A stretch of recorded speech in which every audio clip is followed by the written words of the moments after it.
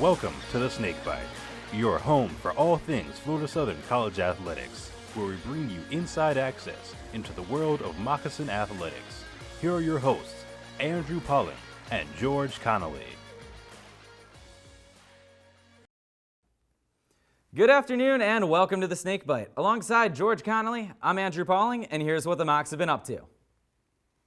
In men's cross-country news, Mason Jones wrapped up his collegiate career in brilliant fashion as he was the individual winner of the Sunshine State Conference Championship race with a time of 25 minutes and 49.42 seconds. Jones had finished 6th as a freshman, 4th as a sophomore, and 2nd last year as a junior, improving each season. Josh Wagner finished 3rd in the event, while Mitchell Kozik came in at 9th, as all three Mocs were named to the All-SSC tournament team by finishing in the top 10 as individuals.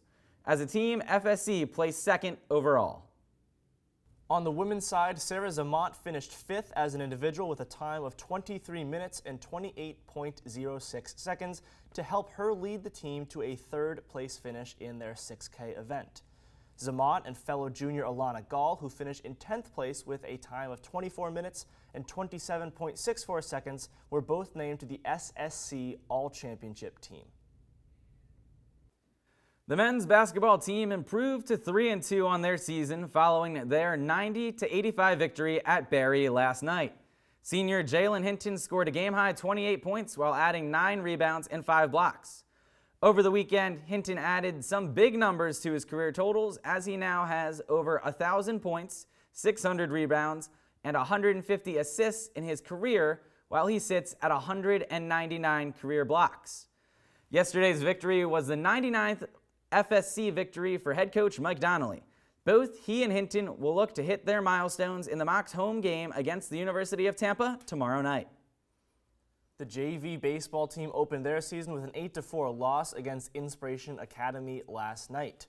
Justin Witt started for the Mocs and struck out 15 batters over 6 quality innings of work. The team is back in action tomorrow night in a rematch against Inspiration, with the first pitch coming at 6:30. Now let's bring in our resident JV baseball expert, Andrew Polling. Can you walk me through last night's game? Well, first and foremost, it was exceptional just to be able to play baseball again. It had been 350 some days since our last game, and win or lose, just being out there was an awesome experience. Justin Witt, he looked like Justin Verlander last night. He really was untouchable. He struck out 8 batters in a row to start the game. He was nothing short of lights out and excellent. From an offensive standpoint, I think we have a really complete team this year. 6 walks to just 7 strikeouts for our batters, only 1 error on defense. Pitching-wise, we had 21 strikeouts for our pitchers to just 7 walks. Great ratios there for our guys on both ends of the field.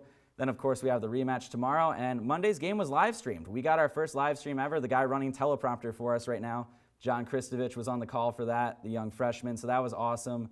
Without having the fans in attendance, to be able to have our families listen from across the country, I know they appreciate it. He did a good job. Lawton, our producer, was there as well. Just all in all, despite the loss, it was a great experience. Absolutely a lot to look forward to throughout their season there for JV baseball. Now for varsity baseball, they start their season on Thursday. What can you expect from this year's group? They're hungry. They had a good team last year. They had the pieces to compete. The season got cut short. They were on a road trip. They were 5 hours into a bus ride when they found out their season ended, and they had to drive the 5 hours back home. That is about as bad as it can get.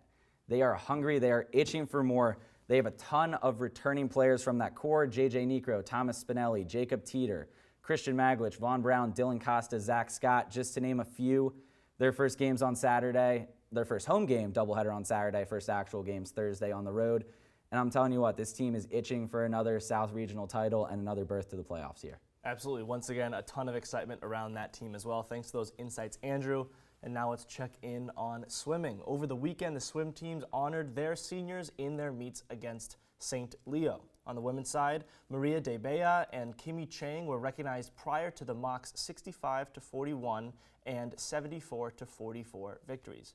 Freshman Allie Brinton broke her own school record from last month when she finished the 200-yard butterfly in 2 minutes and 4.73 seconds.